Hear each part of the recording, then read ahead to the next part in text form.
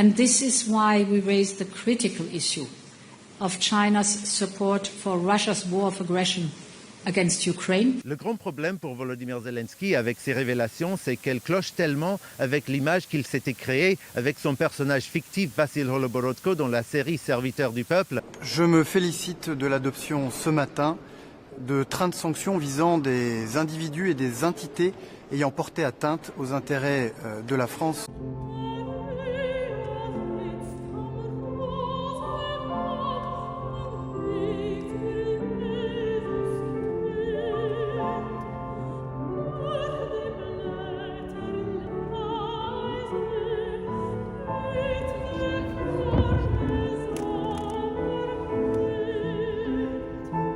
J'aimerais vous souhaiter un merveilleux Noël 2025. Et j'espère que cette année qui va venir va être une année de paix et de prospérité.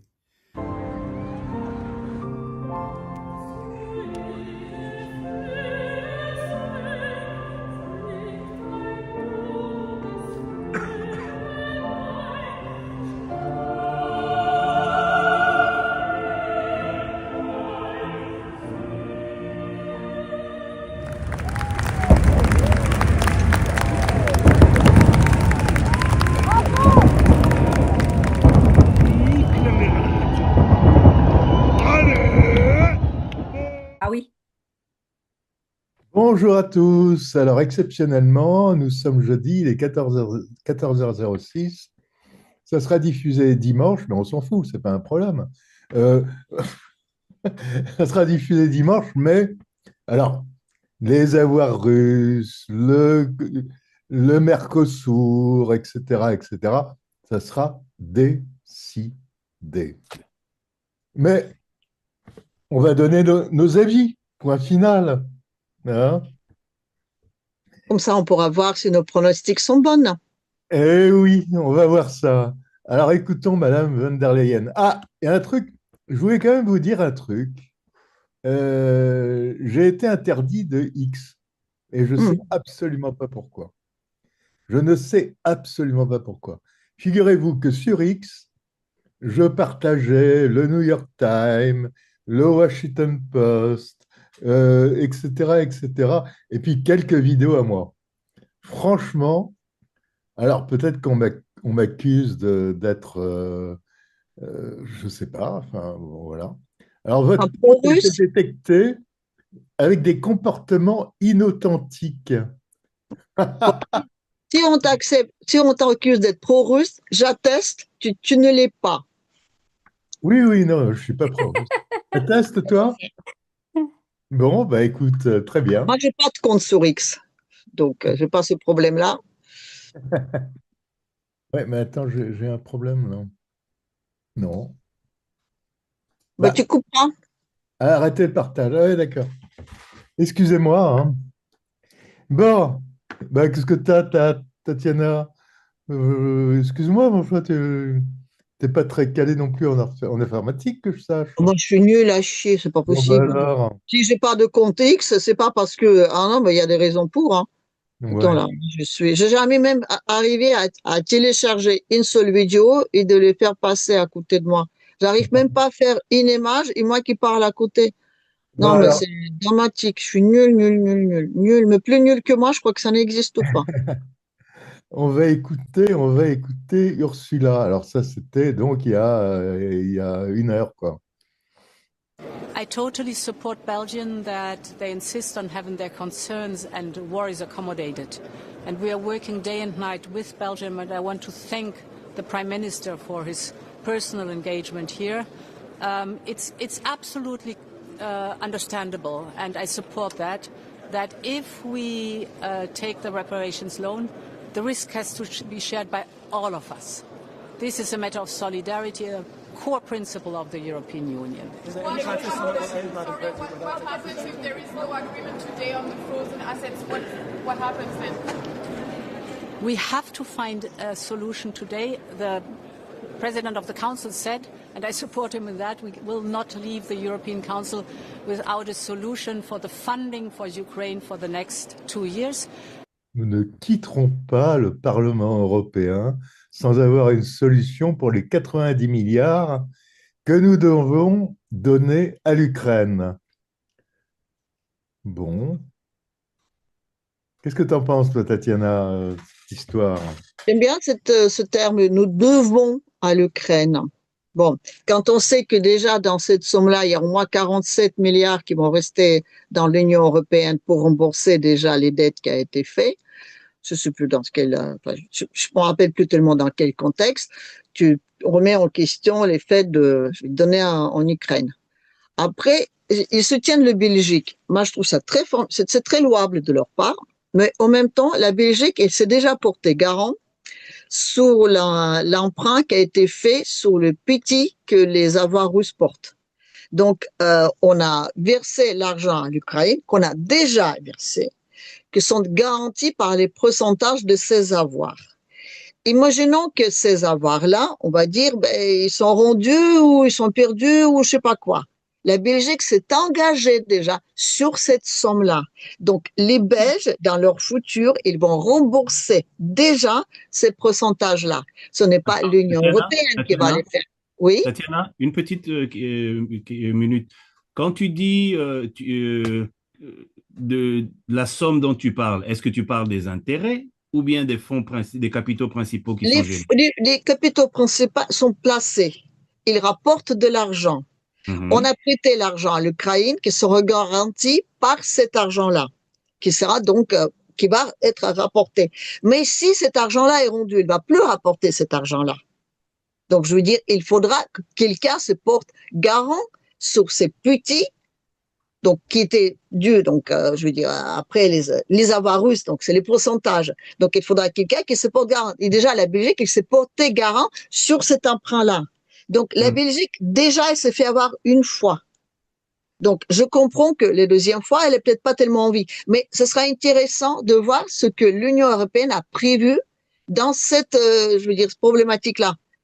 Quand la Belgique sera dans l'obligation de rembourser l'emprunt qui a été fait aux Ukrainiens, dont le garantie était les pourcentages de ces avoirs russes, comment est-ce qu'il va faire? Est-ce que là, l'Union européenne va être solidaire avec les Belgiques ou pas? Donc déjà, tu vois, je veux dire, il y a une interlope dans ce sens-là. Donc de parler aujourd'hui qu'encore une fois, les Belgiques, entre guillemets, on va prendre ces avoirs-là, ben, je comprends qu'elle n'est pas contente. Mais moi, je voudrais bien déjà que Madame Ursula, qui comprend les préoccupations belges, résout le problème qui va rembourser, je veux dire, les pourcentages.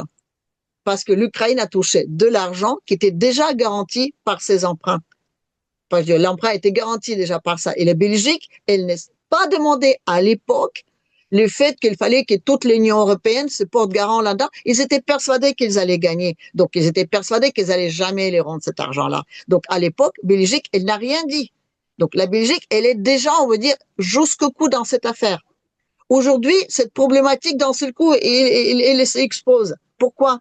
Tout simplement parce que là, on voit bien qu'on sera peut-être obligé de le rendre. C'est pas un problème d'être légal ou pas légal, non. Le problème, c'est que la Russie gagne. Mais la Belgique, elle est déjà elle est déjà dans ce pétrin-là. Elle est déjà engagée. Donc, et ça, personne n'en parle. Donc, c'est déjà la problématique numéro un, en tout cas en ce qui concerne les Belges.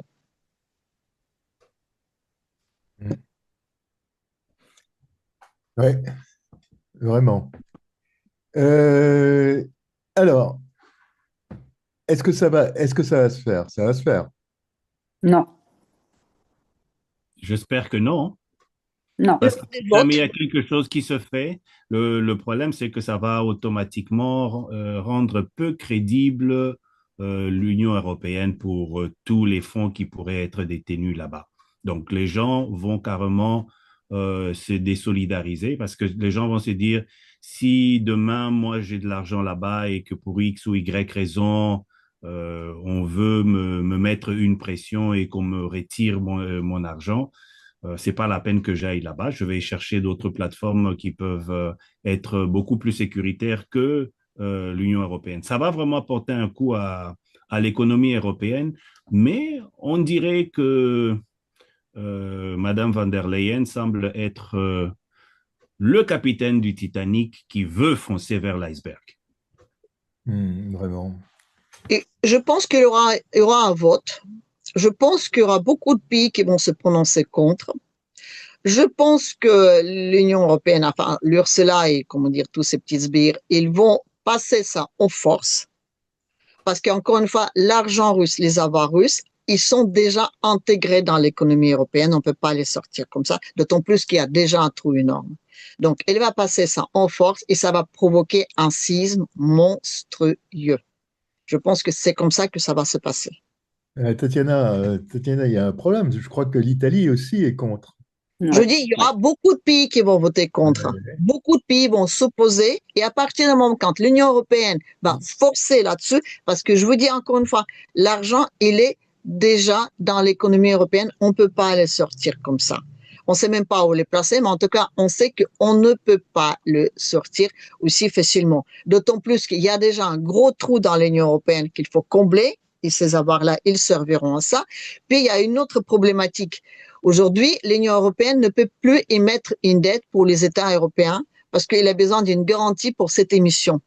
Le dollar, aujourd'hui, il est dans une situation, comment dire, pas très certaine, puisque Trump est, comment dire, il fait un peu de misère là-dessus.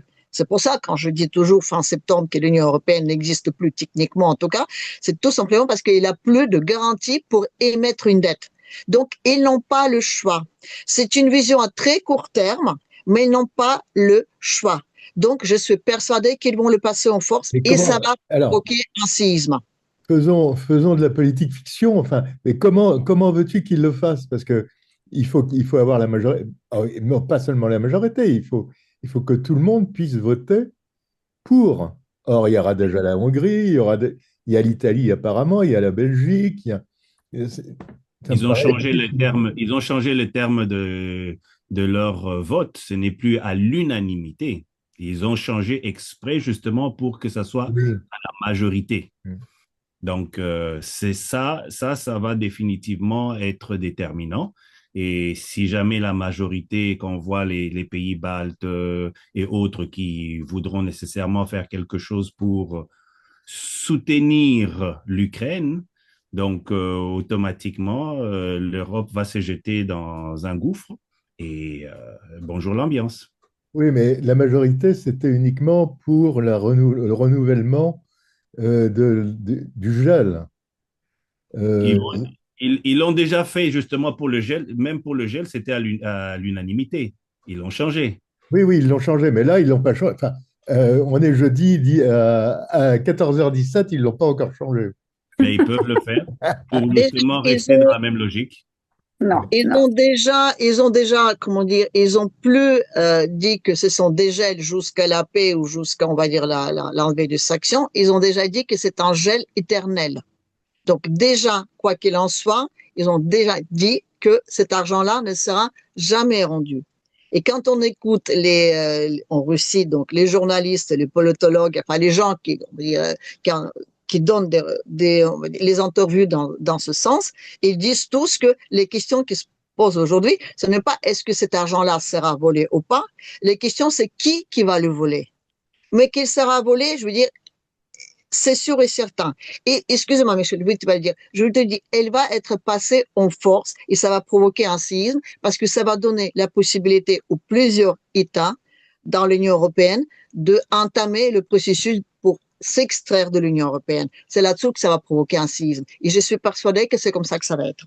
Peut-être pas tout de suite, mais assez rapidement. Mais Tatiana, sur quelle base tu dis qu'ils ont déclaré que ça va être éternellement gelé? Parce qu'ils l'ont déjà dit. Ils ont déjà annoncé que c'est un gel qui est un gel, on va dire, à toujours. Ils n'ont pas mis la date butoir. Ils ont dit c'est gelé, point. Ils ont déjà dit qu'ils allaient. L'Union européenne. Il y avait déjà une annonce qui était faite. Qui est dans l'Union européenne? Est-ce que c'était Van der Leyen? C'était quelqu'un? J'ai vu. C'est Van der Leyen ou Kaka Kallas, là? Barrot qui a dit ça. Oui. Mais en tout cas, je veux dire, non, mais je veux dire, encore une fois, techniquement, ils ne peuvent pas le rendre. Cet argent-là, il est intégré dans l'économie européenne. Il est intégré, ils ne peuvent pas le rendre, d'autant plus qu'il y a déjà des trous énormes là-dedans. Déjà. Donc, je veux dire, c'est pas possible. Donc, ils vont les passer en force. Ils vont les passer à force, même en sachant que c'est destructeur, ils peuvent pas les rendre.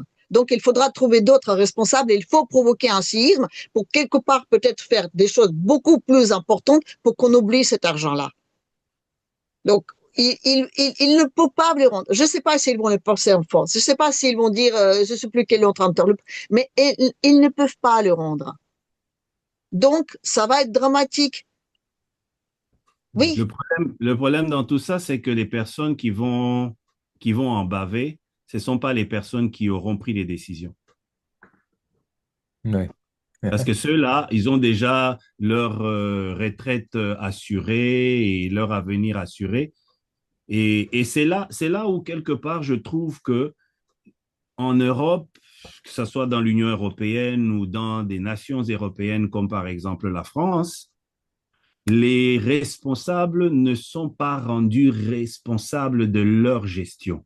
On ne leur demande pas des comptes et on ne les pénalise pas si jamais il y a eu des mauvaises gestions. Et c'est ça qui est dommage. On va, justement, à propos de responsables, on va écouter Monsieur Macron, qui est responsable, il est vraiment pas évident. Juste pour dire que ce conseil est extrêmement important pour nous, parce qu'il vient à un moment clé pour montrer que notre Europe peut continuer de protéger son territoire, ses citoyens, sa sécurité, son économie, son agriculture. Et sur chacun de ces sujets, c'est la capacité de l'Europe à protéger. D'abord, quant à la guerre en Ukraine, nous allons recevoir le président Zelensky après la réunion qui s'est tenue à Berlin en début de semaine. Et encore une fois. Et sur ce sujet, je veux ici redire l'importance d'abord d'immobiliser les actifs gelés russes. La décision a été prise, les Européens l'ont prise et on s'est donné de la visibilité. Deuxièmement, nous avons maintenant besoin de donner de la visibilité aux Ukrainiens pour financer leur effort de guerre. C'est la décision que nous devons prendre. Il y a plusieurs options qui ont été mises sur la table par la Commission européenne et des discussions importantes qui ont été engagées pour utiliser ces actifs gelés russes. Je veux ici dire qu'on doit rassembler tout le monde. On trouvera une position qui permettra de décider. Et c'est pour moi l'objectif de ce Conseil. On doit donner de la visibilité à l'Ukraine, on doit permettre de continuer de mener l'effort de résistance et nous devons être là en soutien pour construire une paix juste et durable. Alors, ce qui est étonnant, c'est que les actifs russes en France ne sont pas mis aussi. C'est curieux ça, Tatiana, les actifs russes en France. Le premier qui a mis la main dans le bulletin, nos petits Macron là.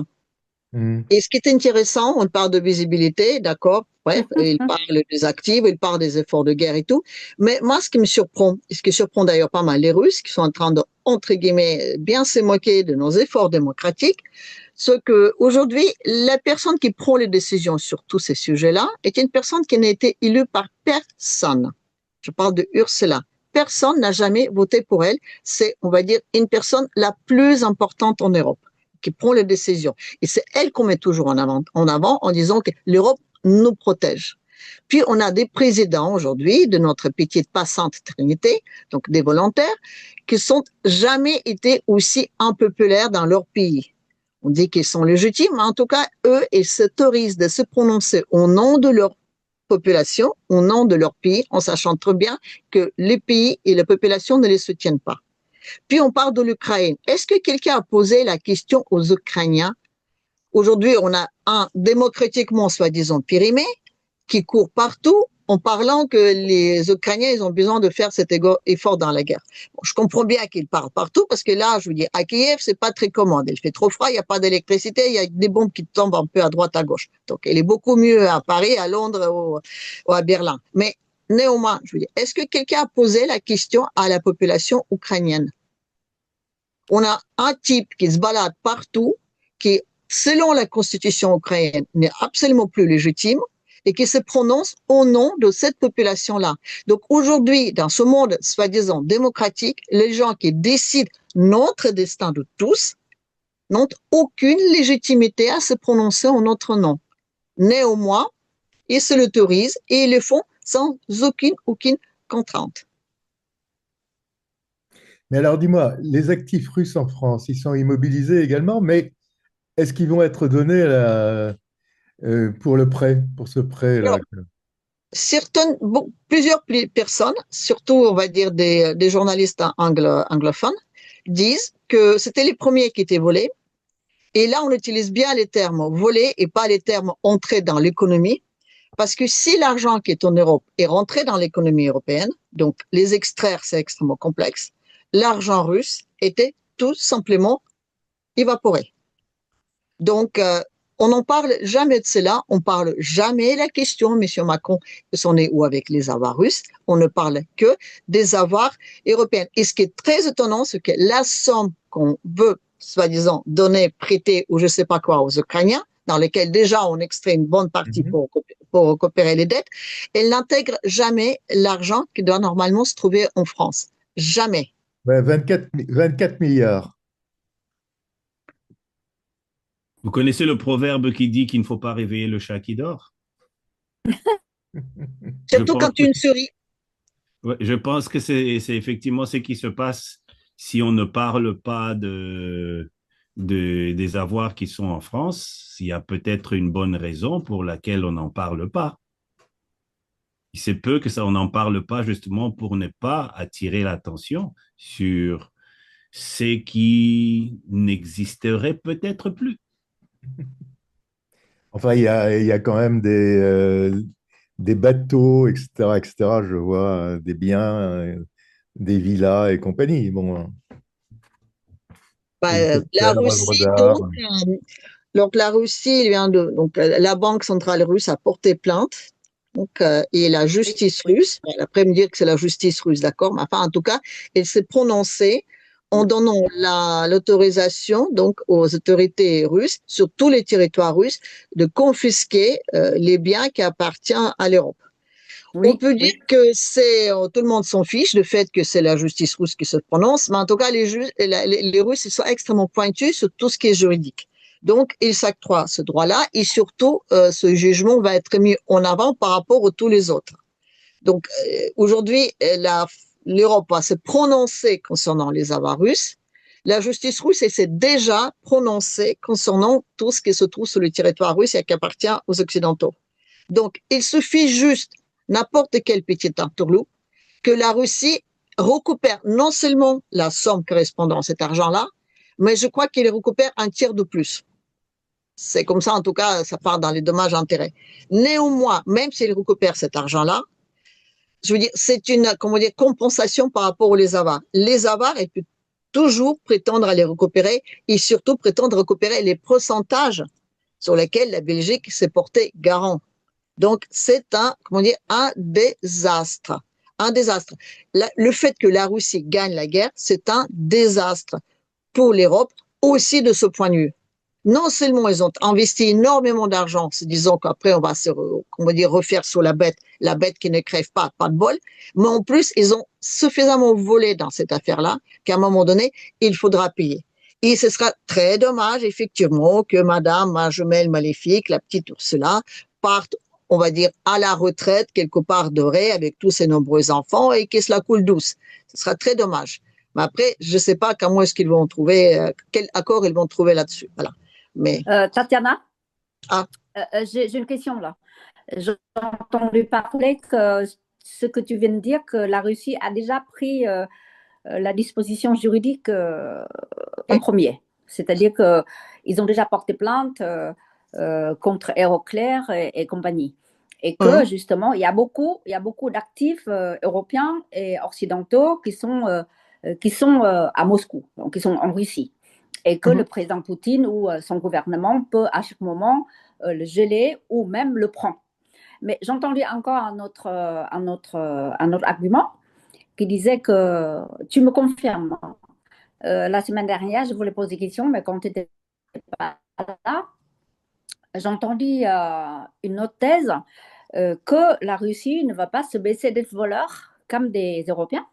Donc, ils ont trouvé une solution que je trouve c'est très, très intelligente. C'est-à-dire qu'ils vont appeler les entreprises qui ont des actifs, qui ont des biens en Russie, de se joindre à eux pour porter plainte contre l'Europe. Est-ce que c'est exact? Je ne sais pas. Je sais simplement que la Russie, effectivement, il veut bien se différencier devant les yeux du monde entier, en tout cas devant la majorité, on va dire absolue, celle qu'on ne prend jamais en considération en Occident. Elle veut justement montrer l'exemple en disant que nous, on agit d'une façon, on va dire, légitime de tous ces procès, de toutes ces démarches-là. Je ne serai pas surprise que c'est le cas. Je ne serai pas surprise. En tout cas, il y a aujourd'hui pas mal de, on va pas dire fuite de capitaux, mais peut-être des retours de capitaux. Et il y a pas mal d'argent qui reviennent, on peut, en Russie, justement parce que, en Russie, en devenant russe, parce que c'est une façon de le protéger. Voilà. Donc ça, je sais qu'il y a pas mal d'investissements qui retournent hein, en Russie. Mais ça, c'est fait depuis quelques, on va dire, semaines, voire mois. Est-ce qu'ils vont faire cette démarche-là? Je ne serais pas surprise, mais je ne sais pas. Ça, j'ai entendu parler par les presses asiatiques. Hein, et encore autre chose. Vous avez dit tous tout à l'heure à peu près que la banque de vol tous ces argents. Mais j'ai entendu parler aussi que les Américains, ils ont fait beaucoup de pression pour que les Européens retirent leurs mains voleurs.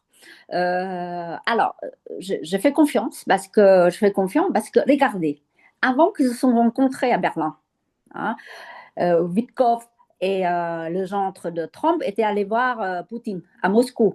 Il y avait une autre ambiance. Ensuite, ils sont retournés. Ils se sont rencontrés à Berlin avec Metz et puis Macron et toute la compagnie et tout ça. Le discours, il est un peu varié maintenant. C'est comme dit Philippe ce matin ou hier dans le point de presse, on ne sait même pas de quoi ils ont parlé et quels sont les résultats. C'est complètement secret. Mais j'ai entendu parler que les Américains, ils ont fait beaucoup de pression pour que von der Leyen arrête de voler cet argent. Et peut-être justement grâce à la pression américaine qu'ils ne vont pas le faire. Donc, je ne suis pas sûre aujourd'hui qu'ils vont le faire. Je répète encore une fois, ils ne peuvent pas ne pas le faire. Qu'est-ce que vous en pensez? Tout ce qui se passe aujourd'hui, avec ces avoirs, c'est justement pour provoquer le séisme en Europe. Aujourd'hui, je veux dire, l'Union européenne, elle représente un danger. En tout cas, l'Union européenne, à la base de laquelle il y a les euro-atlantistes, on va dire le bloc de mondialistes. Aujourd'hui, elle représente un danger aussi bien pour la Russie que pour les États-Unis. Donc, on va profiter de ce fait, justement, pour l'imploser. Ils ne peuvent pas rendre cet argent-là, ils le savent très bien. Et c'est pour ça qu'il y a une telle panique. Donc, et c'est pour ça que de chaque côté, chacun agit de sa façon. Après, tu as parlé d'ambiances différentes. Et c'est vrai, quand tu vas Witkoff et Kouchner, quand ils sont allés en Kremlin, ils ont traversé, donc à pied, ils sont arrivés à traverser la place russe, la place rouge, sur laquelle il y a énormément d'installations. Il y a sur la place rouge maintenant, il y a un grand glace, on peut faire du patin à glace. Donc il y a où tu peux acheter plein de cadeaux de Noël, je sais plus comment on appelle ça, donc un marché de Noël, c'est ça. Ils ont traversé à pied la place rouge avec tout le monde qui était autour. Personne n'a été évacué. Il n'y avait aucun service d'ordre qui a protégé ces personnes-là. Ils ont traversé à pied, on a énormément de vidéos là-dessus. Quand on regarde la même arrivée en Allemagne, toutes les routes étaient vidées. Tout était barricadé, je veux dire, il n'y avait pas un chat dans les rues. Donc déjà, rien que dans ce fait-là, tu peux voir l'ambiance de la population auquel on ne s'adresse jamais pour demander ce qu'elle en pense. En Russie, je veux dire, c'est même, ils ont traversé, on les a même pas regardés, quoi. Tu vois, les poussettes, les gamins, enfin, des gens qui parlent, je veux dire, ils ont traversé ça au plein milieu. Personne ne les a remarqués. Ils sont allés au Kremlin dissoudre, on va dire, le destin du monde. Tu vois la même chose en Allemagne, tu vois la même chose en Ukraine, tu vois la même chose en Belgique. On barricade tout. On protège tous ces arrivées de ces gens-là. De qui? De propre population de ces endroits, c'est-à-dire de la population allemande qu'on projette les gens qui vont faire paix, soi-disant durable. C'est ça qui est dingue. Donc rien que là-dedans, tu peux commencer à te poser la question, mais c'est quoi le truc? Oui, alors nous allons revenir à la guerre en Ukraine. Tu voulais dire quelque chose, Michel? Non, non, c'est bon. On va revenir à la guerre en Ukraine et sur la flotte fantôme russe. Surtout, ce qu'on annonce, c'est qu'on Oh là pourrait là. s'attaquer à cette flotte fantôme qui fait transiter sur les mers du monde le pétrole russe, qui est visé par des sanctions. Les Américains n'ont jamais rien fait. Et on sait que dans la flotte fantôme russe, il y a probablement, c'est des évaluations, entre 600 et 1000 bateaux. Tous ne sont peut-être pas officiellement sanctionnés par le département du Trésor, mais on peut présumer qu'il y en a beaucoup. Et qu'est-ce qu'a fait hier soir Donald Trump, ou avant-hier, on n'en sait rien. En fait, c'est Bloomberg qui a eu le scoop dans la nuit.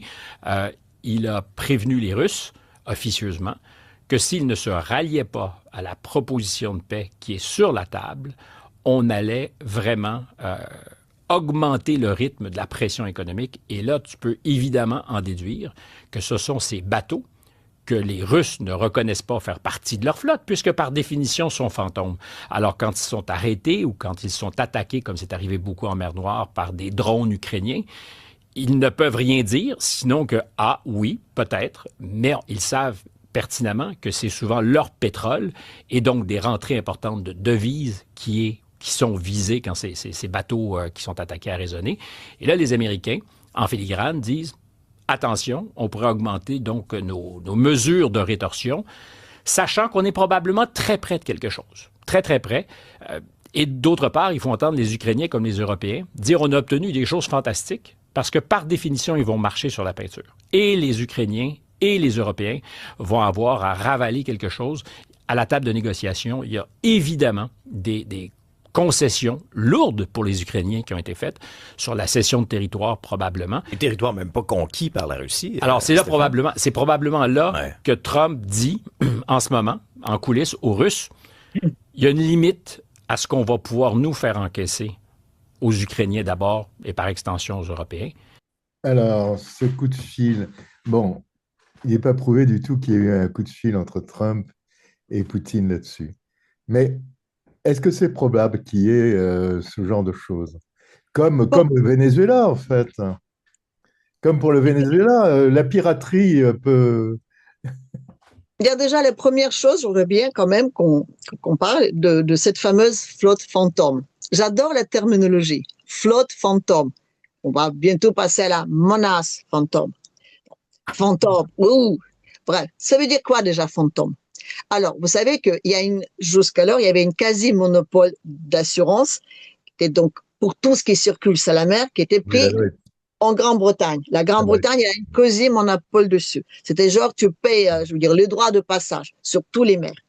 Quand cette affaire-là a commencé, les bateaux russes, on leur a refusé d'avoir une assurance.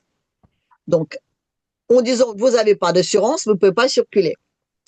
En ce moment-là, il y a nos amis des Indiens qui travaillent quand même pas mal, on va dire, et qui savent très bien comment ça fonctionne en Grande-Bretagne. La preuve, c'était leur ancienne colonie. Et ils se sont dit, chouette, il y a un marché à prendre.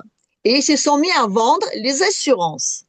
Les mêmes, mais au moins cher que ceux que nos amis britanniques. Les Russes, ils ont acheté ces assurances. Donc, ces bateaux, ils sont assurés.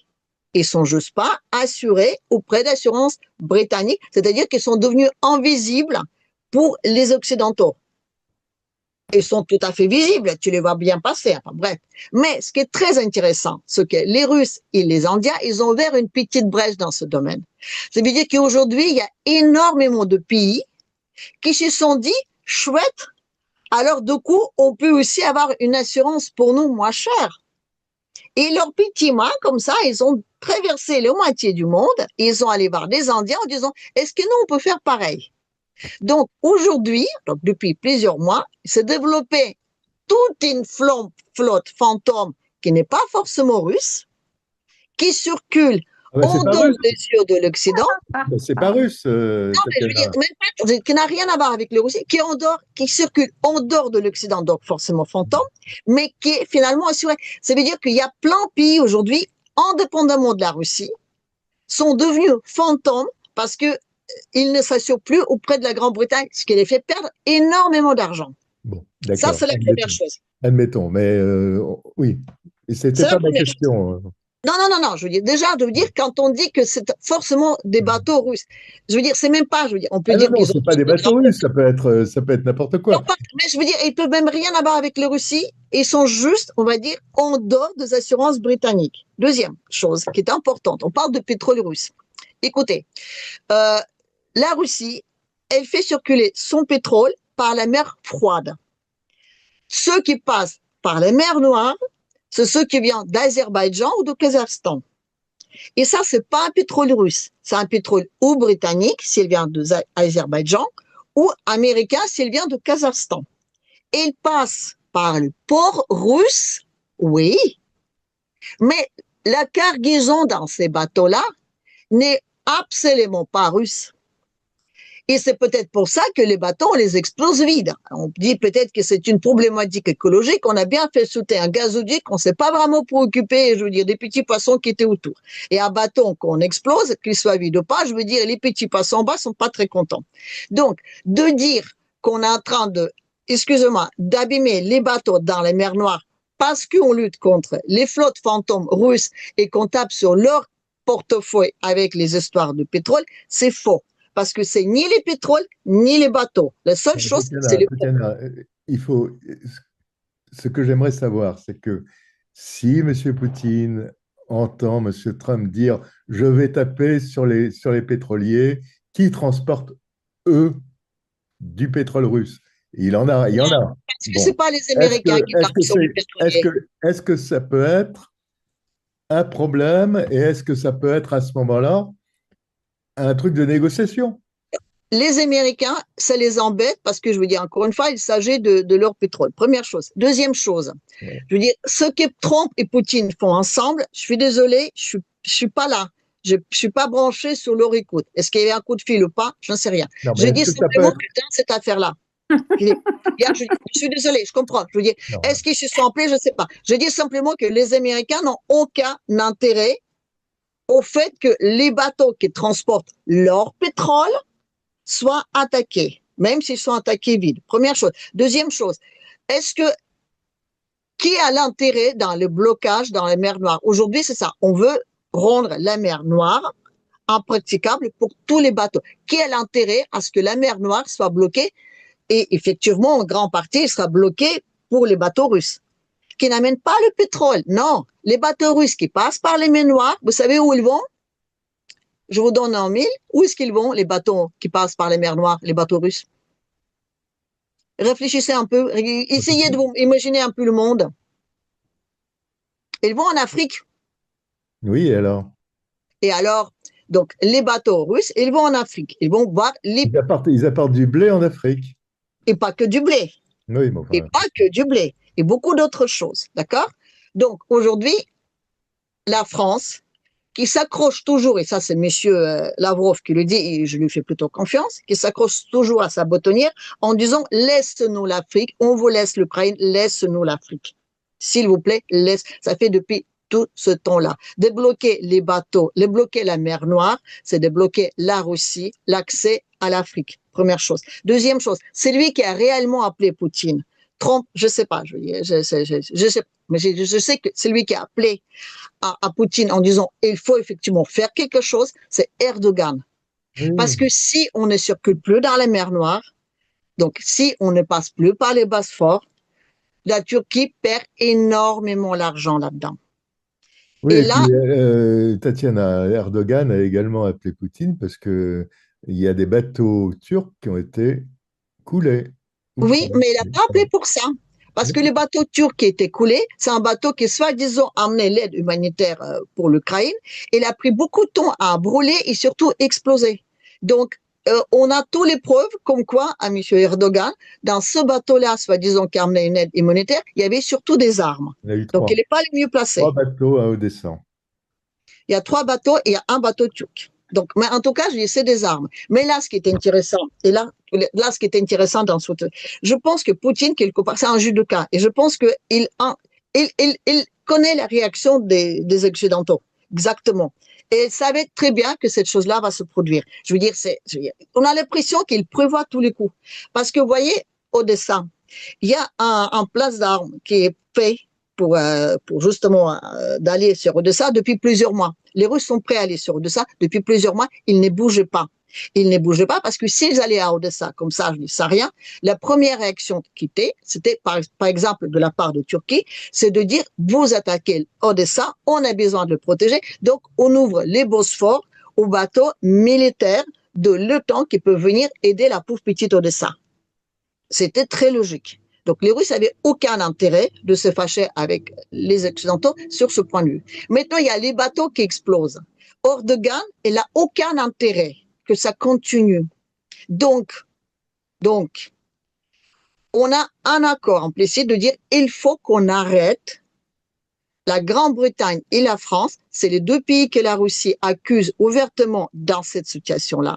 Et il faut qu'on arrête leur nuisance. Donc aujourd'hui, la Russie a des mains, on va dire, déliées pour aller sur Odessa.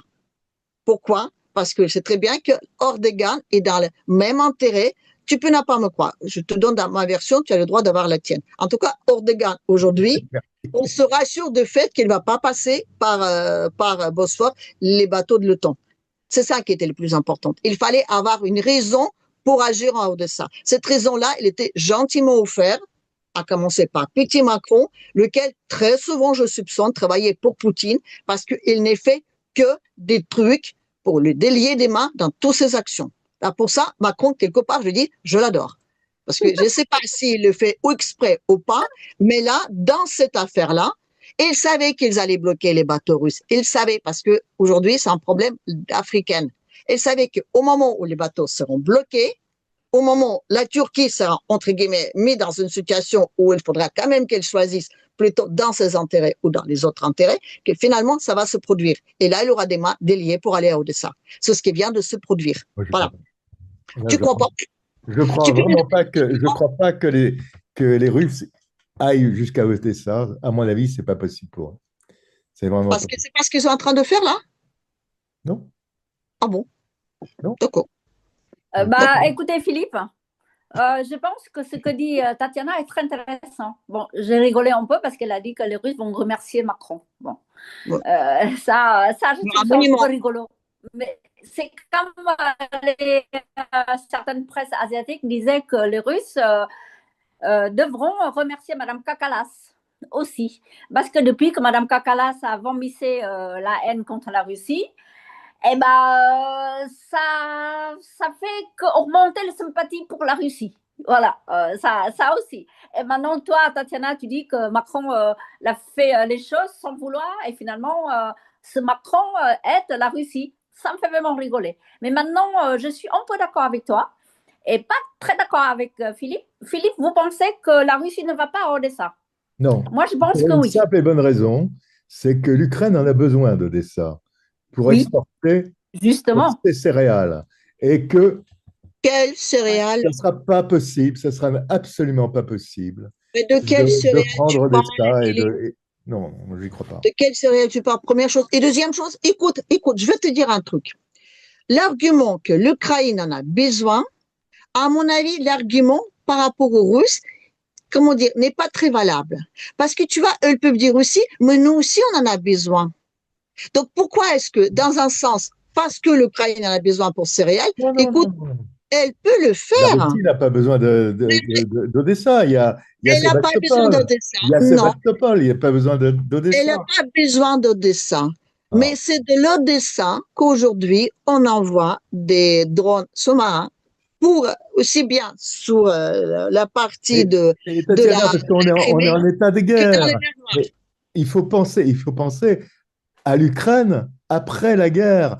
L'Ukraine après la guerre, déjà, il faudra qu'il en reste quelque chose. La première chose, d'accord? Et de dire que l'Ukraine en a besoin, je vais te donner un exemple. La Moldavie. La Moldavie aussi, elle aimerait bien d'avoir une sortie à la mer. Et pourtant, la merveilleuse démocratique, l'Ukraine, elle fait une petite impédice pour justement l'empêcher d'y rentrer. Et il y a plein d'autres exemples comme ça. Ton argument ne tient pas. La Russie, et je le dis depuis plusieurs mois, elle va sur Odessa et il va prendre Odessa. Je me le dis depuis 2023, je crois. Mais franchement, ça n'arrivera pas, parce que tu me disais en 2023, rappelle-toi, déjà Et je te dis, ça que la va finir Russie par la prise allait d'Odessa. prendre Odessa de force. Elle Oui. ne prendra pas Odessa de force, c'est pas possible. Et oui, oui, et Ou oui. alors, Et c'est- Philippe, s'il vous plaît, vous dites que la Russie ne va pas pouvoir Non, par la force. on t'entend pas. Et moi, je suis contre la force. Ah, on a un hein. problème, on Il a un n'y a problème de pas de son là. souci. hein. Je suis contre l'utilisation de force. Mais pourquoi vous dites que la Russie ne sera pas capable de prendre l'Odessa? Mais Ah. Ah. en espérant d'ailleurs que Il y a un problème là? en espérant d'ailleurs que la paix arrive. Mais de toute façon, la C'est Russie bon? n'arrivera pas. C'est pas possible. Ou alors la guerre va durer jusqu'en 2028-2029. Parce que pourquoi la Russie ne va pas le faire? Puis, je suis très, très, très triste. Et je suis vraiment, je dors pratiquement plus. hein. Mais j'ai l'impression que la guerre ne va pas terminer avant 2027, justement. Je suis d'accord avec vous que l'Ukraine a besoin de l'Odessa. Je suis d'accord 100% avec vous. Et maintenant,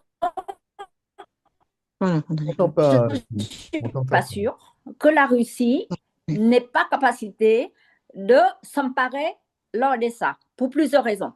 Première chose, la Russie entre l'histoire et aussi, c'est une question aussi patriotique, entre parenthèses. hein. Moi, je ne suis pas pour, hein, mais je pense malheureusement, il va le reprendre.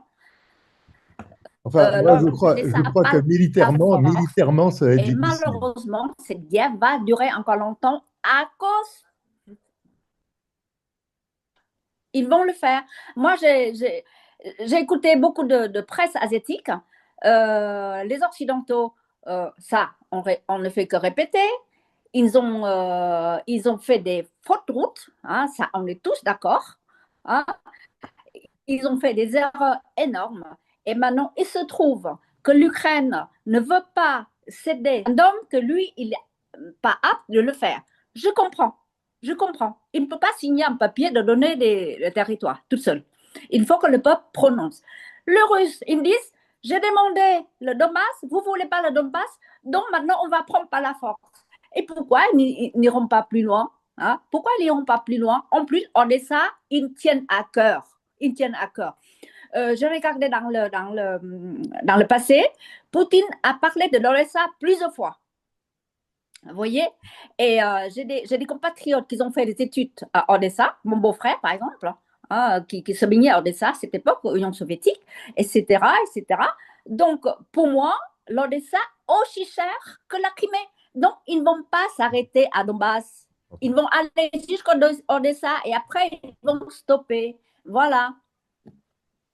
Michel, tu as une idée là-dessus? Oui, vas-y. En tout cas,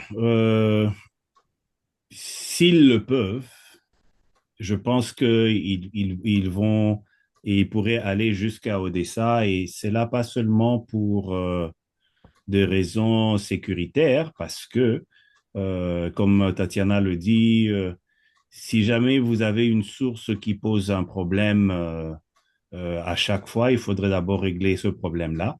Et Odessa sert vraiment de base pour plusieurs choses, pour l'acquisition des armes, pour le dépôt des armes, pour les attaques navales, etc. et tout. Il est question ici n'est pas seulement regarder les choses avec la perspective ukrainienne. La perspective ukrainienne, c'est Odessa est important. Sans Odessa, l'Ukraine n'a plus accès à la mer. Mais si on regarde sur la perspective russe, au-delà du fait de l'héritage historique et culturel de la ville d'Odessa, qui est vraiment une ville russe au départ, historiquement parlant. C'est la même chose pour Kiev, alors, on peut dire. Oui, je suis tout à fait d'accord. Mais de Kiev, il n'y a pas vraiment trop de situations qui viennent perturber les Russes comparé à Odessa, d'où partent les attaques, d'où viennent d'où arrivent les armes et autres équipements. Donc, pour sa propre sécurité, la Russie pourrait vouloir se déplacer jusqu'à Odessa. Qu'est-ce que ça prendra? C'est quelque chose qui va demander beaucoup de ressources, qui va maintenir une situation d'instabilité. Mais si pour sa sécurité, il faudrait que Odessa passe sous le territoire russe, les Russes vont définitivement attaquer de ce côté-là.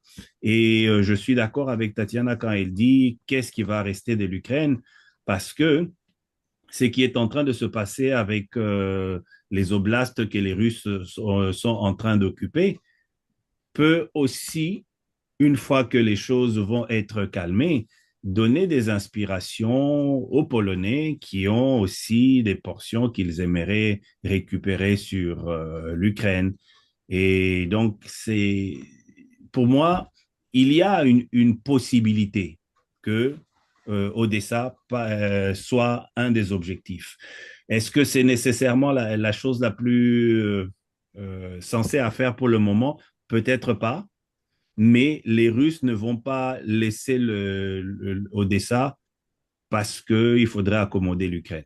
Non, je ne pense pas que ça va être la préoccupation. Les Russes vont d'abord regarder leurs propres intérêts avant de regarder les intérêts de l'Ukraine. En tout cas, c'est ma perception de choses. Alors oui, mais enfin, dans une négociation, il faut, tu vois, bon. À condition qu'il y ait une négociation, parce que le problème, si je comprends bien, c'est ça, c'est que finalement, il n'y aura pas de négociation. Ah, ben voilà. Ah, bah, c'est dommage, alors vraiment. Ah oui, c'est dommage. Mais qui c'est qui ne veut pas entamer une discussion? La Russie? Non, la Russie, dès le début, elle dit qu'elle est prête à négocier. Mais moi, ce que je veux dire par rapport à Odessa, il y avait le compromis qui pourrait se faire. Ça veut dire Odessa, une ville, on va dire, hors, je veux dire, appartenant peut-être, je veux dire, une zone libre, mais il était nécessairement, je veux dire, que ce soit une ville démilitarisée. Odessa devait être démilitarisé. Odessa n'est pas démilitarisé. Tous les ports, ils sont surprotégés. Je veux dire, c'est explosif. Actuellement, on est en guerre, là. Philippe, l'Odessa, c'est une ville démilitarisée. On n'était pas en guerre. C'est à Odessa, quand même, qu'on a brûlé les Russes dans une maison de syndicat. Je veux dire, ce qui se passe à Odessa, s'il te plaît, je parle. Donc, je veux dire simplement, Odessa, si c'est une ville qui ne respecte pas la culture russe, les monuments russes, la langue russe, ici, il n'est pas démilitarisé, il sera russe. Il y avait 4 ans je dis, aux Ukrainiens pour un tout petit peu, je veux dire, résoudre ces problématiques-là. Aujourd'hui, Odessa, c'est une ville très protégée du côté de mer. La Russie, il va arriver par les terres. L'avancée de Russes aujourd'hui, elle est absolument, je veux dire, auquel on s'attendait pas. Il y a déjà un plan d'armes qui fait. Tout est fait, et ça fait depuis plusieurs semaines, tout est fait pour avoir une offensive digne de son nom sur Odessa. Odessa, il sera pris de force, et à mon avis, ce sera même fait, si pas avant la fin de l'année, en tout cas, je veux dire, dans quelques semaines, c'est sûr et certain. Philippe, tu peux pas être d'accord avec moi. Je te donne ma version des choses, ma version qui se base aussi sur ce que j'entends de ce qu'ils disent les militaires russes, ce qu'ils disent les politologues russes, ce qu'ils disent les gens qui se trouvent sur le front.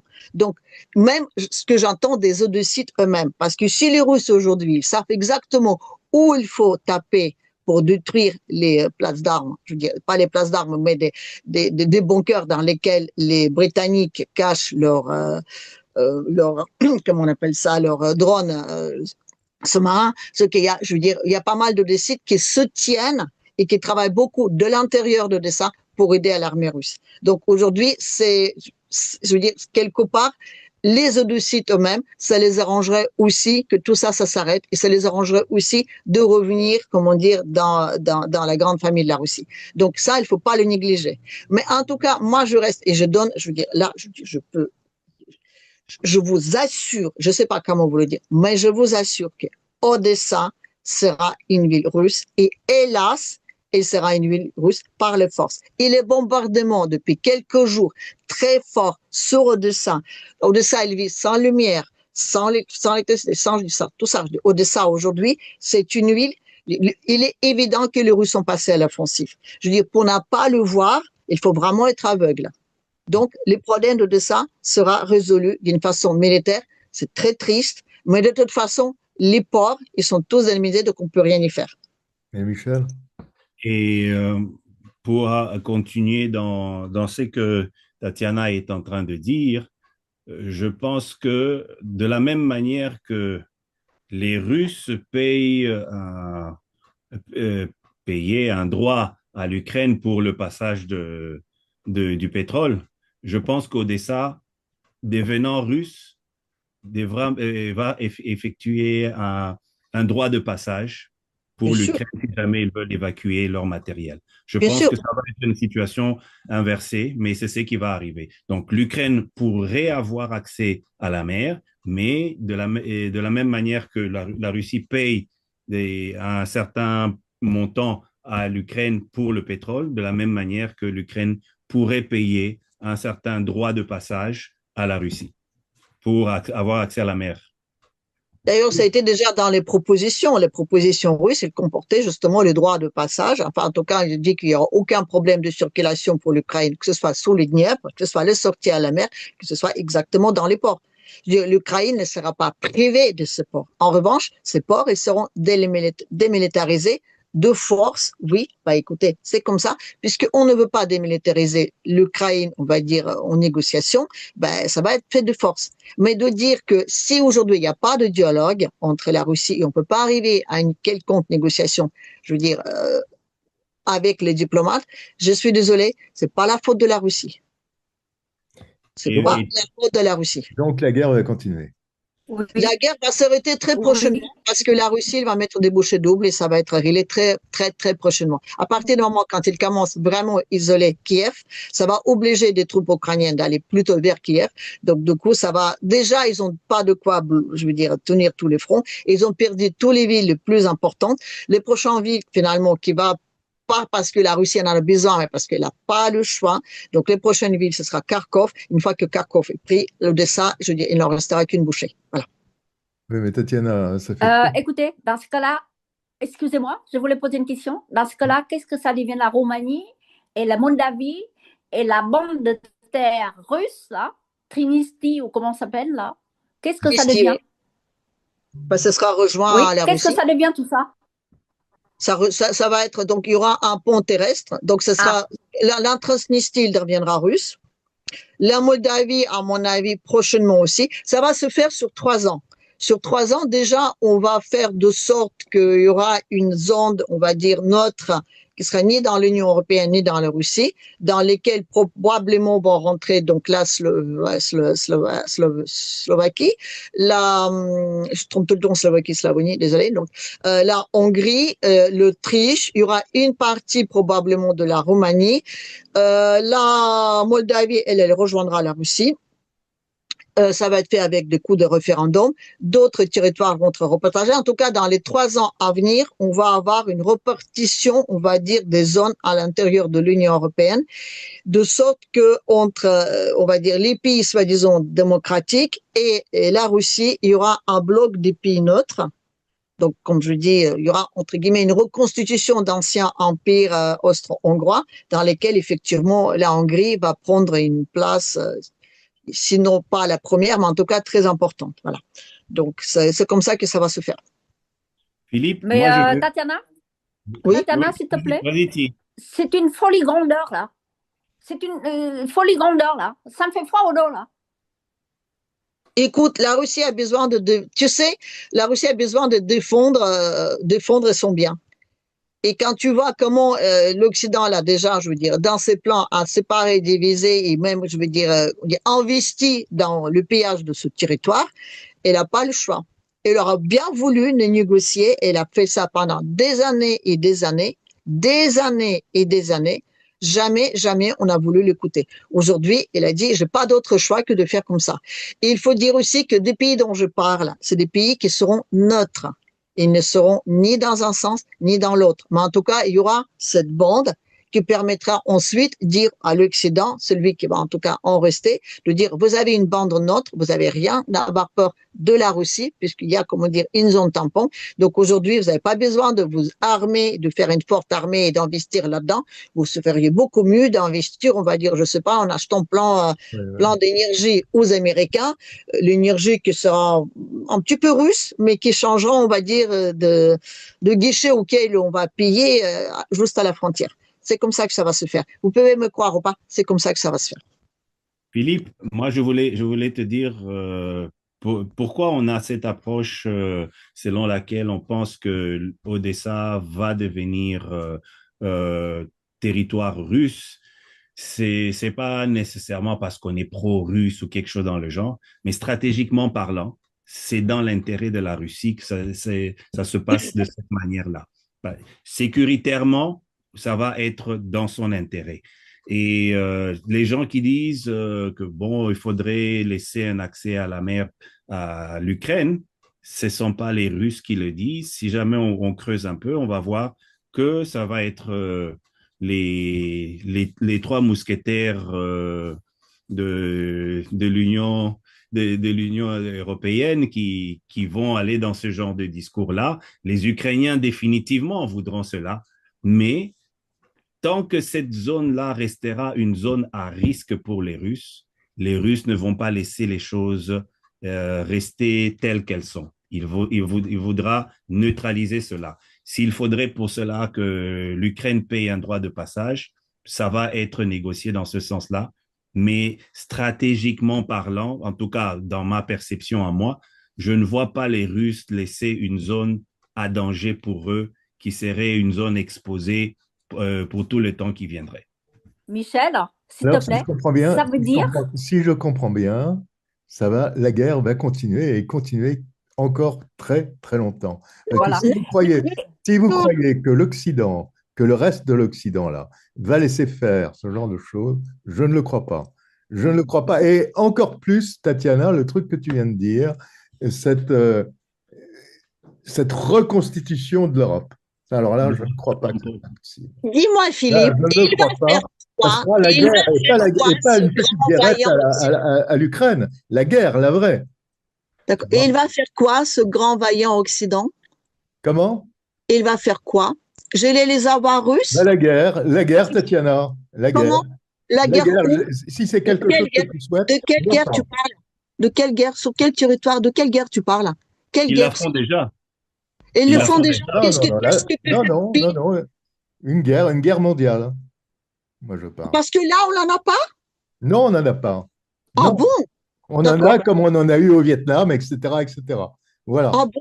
Ben, c'est bien de me le dire parce qu'il y a beaucoup de pays dans lesquels on ne pense pas vraiment comme ça. Mais en tout cas, la guerre mondiale, elle n'est pas sur le fait qu'on a une guerre sur tel et tel territoire. La guerre est mondiale parce qu'après cette guerre-là, on reforme le monde.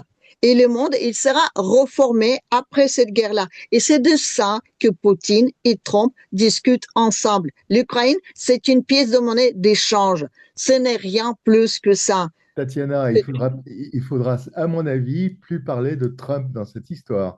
Parce que je ne pense pas qu'il soit vraiment pour ce genre de choses. Oui, parce qu'il n'a pas le choix. Il n'a pas le choix, il a besoin de sauver son pays. Et pour sauver son pays aujourd'hui, il a besoin de, excusez-moi, même si pour ça, il doit trinquer avec son ennemi de toujours, il va le faire. C'est comme ça, Philippe. Je veux dire, aujourd'hui, c'est comme dit notre Ursula, ma jumelle maléfique, c'est, comment dire, c'est la paix par la force. Qui c'est qui est plus fort aujourd'hui? L'Occident, aujourd'hui, aussi vaillant, aussi grandiose qu'il se croit, il est, excusez-moi, il n'a pas de moyens, ni financiers, ni physiques, pour faire quoi que ce soit. Ça, c'est la première chose. Deuxième chose, il est à l'intérieur de lui, il est complètement, je veux dire, il part dans tous les sens. Et je ne suis même pas sûr que le peuple soutient tout ça. Attends, je t'arrête là tout de suite. Est-ce que tu crois que derrière la Russie, il va y avoir la Chine dans un affrontement comme ça? Je te le demande. Alors, je vais te demander une chose. Écoute-moi. Parce que je ne crois pas que la Russie, toute seule, puisse faire face à tout l'OTAN. Tu vois? Je ne le crois pas. Parce que c'est ainsi, c'est pas ce qu'il fait? Non, mais non, mais non. Mais alors, excusez-moi, non, je te parle d'un conflit, là. Je ne te parle pas d'une guerre Ukraine. Je te parle d'un conflit généralisé. D'accord. On va vers là. Oui, mais la Russie… Est-ce que tu crois que la Chine sera derrière la Russie Je vais te répondre à ces deux questions. La première question, pour nos amis les Ukrainiens, d'expliquer que l'OTAN aujourd'hui ne fait juste observer cette guerre en se baladant les petits pieds, je veux dire, au-dessus d'un ravin, c'est un petit peu en insulte. Non, aujourd'hui, la Russie, elle combat l'OTAN dans son ensemble. Le seul hic là-dedans, c'est que tout ça, ça se passe sous les territoires ukrainiens et avec la population ukrainienne. Première chose. Avec les soldats ukrainiens. Point final. Oui, c'est ce que je dis, la population ukrainienne. Mais attends, juste préciser une chose. Tatiana, juste un mot et tu vas continuer.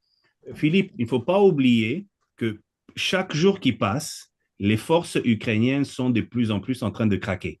Donc, il y a un moment où il va y avoir un effondrement total, où il n'y aura plus rien qu'ils pourraient faire. Ça, c'est un fait qui est en train, petit à petit, de se vérifier. Oui, et Tatiana, tu peux continuer.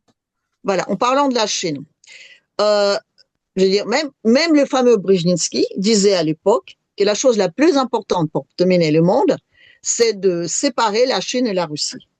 On envahit la Russie, on met la Russie contre la Chine. Ou alors on fait une séparation, on fait de sorte que la Chine se retourne contre la Russie. Vous savez, je vais vous apprendre une chose absolument formidable, mais les Russes et les Chinois savent lire. Ils sont plutôt au courant que s'ils rompent leur union, s'ils se séparent, ils ne feront qu'une bouchée d'œufs. Donc, les Chinois aujourd'hui, peut-être qu'ils restent à l'extérieur. Et la Russie a dit à tout le monde, parce qu'elle a dit, nous, on ne demande pas de l'aide, on est tout seul. Bon, on peut se débrouiller. Mais si la Chine, elle voit que la Russie est effectivement capable de son geste, elle sait très bien qu'on ne fera qu'une bouchée d'aile. C'est dans son propre survie. Elle n'a aucun intérêt de voir la Russie échouer. Donc, tant que la Russie s'en sort toute seule, il n'y a pas de problème. Mais si effectivement on rentre dans ce domaine-là, que ce soit la Russie, que ce soit l'Inde, que ce soit même une partie de l'Afrique, que ce soit même les pays asiatiques, que ce soit même des pays de l'Afrique du Sud, croyez-moi, ils vont pas. La Russie aujourd'hui, elle représente un mouvement de libération mondiale de cette espèce de pouvoir, entre guillemets, d'une espèce de pieuvre qui s'est acheté le monde entier et qui veut rétablir ce merveilleux gouvernement mondial. La Russie, elle représente un espoir pour ces gens-là. Le temps qu'il y a cette bagarre-là, les Africains, ben, ils se libèrent. Les Asiatiques, ils se libèrent. Je veux dire, il y a un changement. En 4 ans, la face du monde est changée. Donc, si on sent que la Russie ne tient pas, ce ne sera dans l'intérêt de personne. Et avant toute chose, ce ne sera pas dans les intérêts de la Chine. Donc, écoutez, je te dis, la Chine se tiendra, mais la Russie va gagner toute seule. Ouais. Tatiana, tout ce que tu viens de dire, et Michel et Philippe, je suis vraiment triste, quoi. C'est-à-dire quoi? C'est-à-dire que jusqu'à maintenant, le plan de 28 points, Wittkopf et compagnie qui fait les allers-retours entre Washington, Moscou, Berlin, etc., tout ça, c'est du théâtre. C'est du poudre aux yeux. Maintenant, soi-disant que si Zelensky qui signe les papiers pour le Donbass, alors il savait très bien que Zelensky n'allait pas signer. Donc tout ça, ça s'arrange. Tout ça s'arrange pour avoir un prétexte. Attends, il a besoin de prétexte. Oui. Mais alors, dans justement l'histoire des négociations, Trump fait ça pour les midterms, bon, pour les élections. S'il n'y a pas derrière un accord, Trump, il va changer de choses. Ça va être autre chose. Il va faire demi-tour. Mais il n'y aura pas demi-tour. Et là, il va tomber chez les néocons. Bon, les négociations qui se passent aujourd'hui entre, on va dire, vous êtes tous bloqués. Je suis là ou je ne suis pas là? Oui, tu es là. Tu es là, on te voit. D'accord. Donc, les négociations qui se passent aujourd'hui entre les États-Unis et la Russie, bon, on va dire, peut-être que l'Ukraine est abordée là-dedans. Mais on sait très bien que, je veux dire, le monde euro-atlantiste ne va jamais accepter sa défaite, parce que c'est de là qu'il s'agit. Donc, un accord qui était fait entre les Russes et les Américains, c'est que les Russes, ils vont prendre ce qu'ils ont à prendre, et c'est là-dessus que ça va être fini.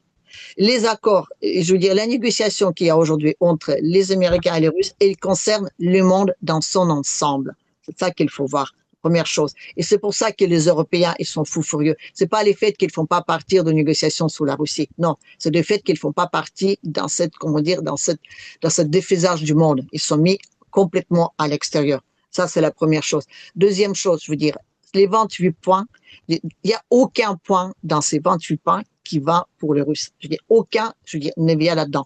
C'est un point, je veux dire, complètement fumeux. En tout cas, quand on dit qu'il est à l'avantage de Russes, c'est faux.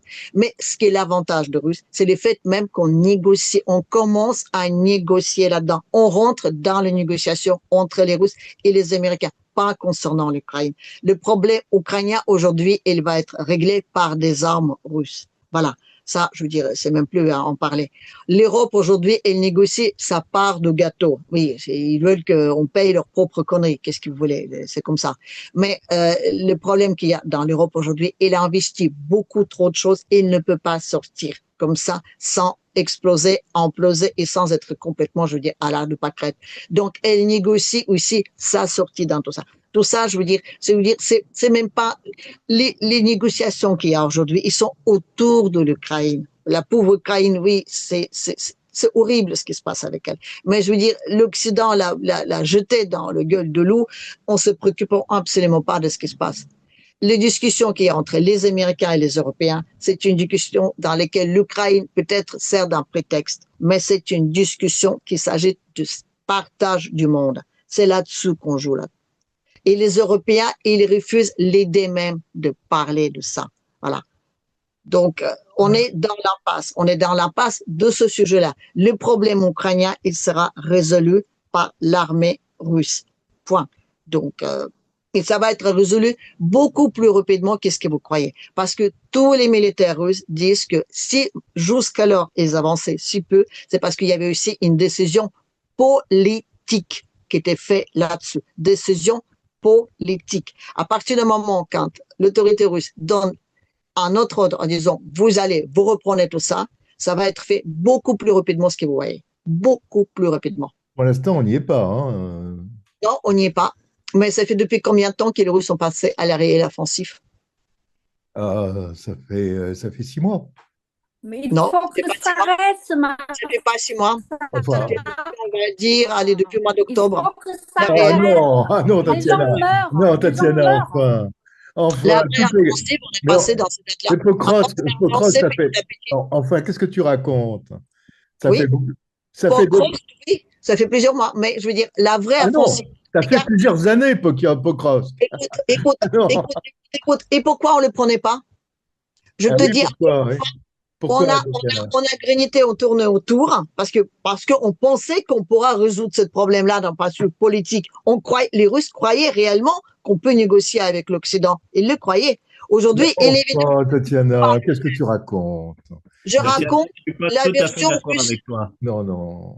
Je raconte une version russe. Raconte une version russe. Ben voilà. Tu peux ne pas être d'accord, mais c'est une version qui, entre guillemets, qui tient debout, parce que je veux dire, eux sont un petit peu au courant de ce qu'ils font. Et moi, je te dis, selon la version russe, aujourd'hui, effectivement, ils ont pensé à la réelle offensive, parce qu'il y a une volonté, on va dire, politique qui va dans ce sens. Voilà. Et donc, moi, je ne crois pas que la guerre va durer plusieurs mois. Non. Je crois que ça va être réglé très, très rapidement. Tu sais, Tatiana, que les Russes aient commencé, quand tu dis juste depuis octobre, je ne suis pas tout à fait d'accord avec toi, parce que, et même cette approche russe qui dirait que Pokrovsk n'avait pas été prise parce qu'ils attendaient des discussions, si jamais c'était le cas, ils n'auraient pas pris les autres villes aussi. Oui. Ils ont pris d'autres villes ukrainiennes. Donc, oui. Je ne pense pas que c'est parce ils attendaient des accords politiques. Il y avait une résistance au niveau de Pokrovsk, et ça, c'est quelque chose qui était documenté, c'est quelque chose qui dirait les Russes s'y sont essayés, mais de plus en plus, la machine ukrainienne est en train de partir en lambeaux. Et à partir de ça, c'est ainsi que là, depuis un moment, on remarque comme une progression beaucoup plus rapide des Russes depuis quelques mois. Mais sinon, il y avait ce travail d'usure qui était en train de se faire petit à petit et qui commence à payer. Oui, Bon, en fait, cette progression des Russes a commencé en Russie d'abord, puisqu'il y avait, bon, il y avait des Ukrainiens qui avaient envahi. Et à partir de là, il y a eu beaucoup de pertes ukrainiennes qui ont fait que, mais franchement, ça fait je ne sais combien de temps, ça fait des années que les Russes sont autour de Pokrovsk, etc., etc., et qui se bon, cassaient les dents. les premières villes qui étaient prises, c'était des villes qui étaient à la tour de mer d'Azov et c'était indispensable pour avoir un pont, on va dire, terrestre pour une autre alternative au pont de Crimée. Première chose. Deuxième chose, les Russes, ils sont passés à l'offensive fin octobre, à la réelle offensive. Pourquoi? Parce que la météo, tu peux ne pas être d'accord, je te dis encore une fois, je te donne une autre version de choses. On ne peut pas être d'accord, on peut quand même la connaître. Donc, voilà. Donc, c'est les conditions météorologiques qui permettent justement, il y avait des grands brouillards, il y avait les conditions météorologiques qui ont permis justement cette avancée-là. Pourquoi? Parce qu'avec des grands brouillards, les drones fonctionnent beaucoup moins bien. Et cette offensive, le brouillard, c'était juste à la fin de la prise de Pokrovsk, ça n'a rien à voir.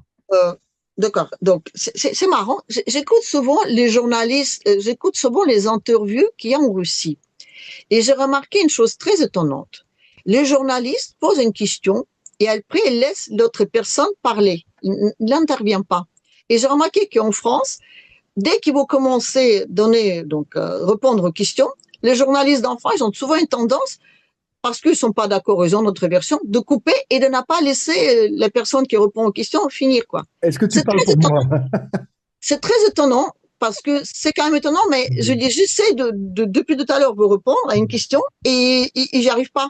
Vous n'êtes pas d'accord? Vous n'êtes pas d'accord? Bon, écoutez, ça vous intéresse pas une version russe parce que soi-disant les Russes, soit. Mais je vous dis encore une fois, la Russie a pensé à une réelle offensive depuis quelques semaines. La réelle offensive. Regardez tous les villes qui sont tombées depuis tout ce temps-là, qui n'étaient pas prises jusque-là. Regardez tous les bombardements. Je veux dire, l'Ukraine n'était pas privée d'électricité. Vous passez maintenant en avion sur cette zone, c'est noir. Ça n'a pas été fait jusque-là. Vous me dites, oui, la Russie s'est toujours attaquée à un truc énergétique. Oui, mais là, elle a totalement détruit. Les gens vivent dans le noir, dans le froid, sans eau, sans nourriture. Tout est fait pour faire partir cette population-là. Moi, je parlais sur ma chaîne, j'ai des gens qui m'ont écrit de Odessa pour dire, oui, mais on nous empêche de quitter la ville. Tout comme à Mariupol, d'ailleurs aussi, on empêchait les habitants de partir. Voilà. Donc, on veut garder toujours les étages vivants. Mais je veux dire, là, le principe, je veux dire, c'est visible. Je veux dire, on bombarde tout. Et puis après, on lance les troupes. Et la Russie, je vous assure, elle est pensée à une réelle offensive. Même si dans les médias occidentaux, on voit les choses différemment.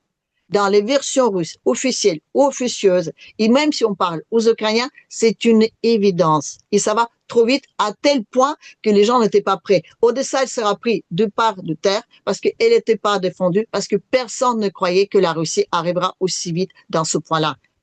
Et je vous dis, et ça va être vite fait. D'ailleurs, écoutez hier justement la conférence pas les conférences justement à ce sujet-là, où les militaires et le président Poutine ont intervenu. C'est très intéressant ce qu'ils disent. Et c'est très intéressant de dire justement à quel moment on fait ceci, cela. La Russie a espéré et elle croyait jusqu'au dernier moment que négociation, on va dire, diplomatique est possible. Aujourd'hui, il voit que non et qu'on ne pourra que arriver par la force de ses armes. Donc, du coup, si on n'a pas d'autre alternative, ça va aller. Et ça va pas durer, je vous assure, ça va pas durer. Tatiana, je pense que si jamais il y a des interventions, c'est parce que quand tu es en train de développer ton narratif, non, tu ben ne... ne prends pas de... Mais attends, tu viens justement de reprocher... Ah, je suis pas journaliste, je peux. Tu m'interromps. Tu es en train d'appliquer exactement... Moi, je suis pas journaliste, je peux. Vas-y. Non, je sais. T'inquiète pas, Tatiana. On s'aime bien, il n'y a pas de souci de ce côté-là.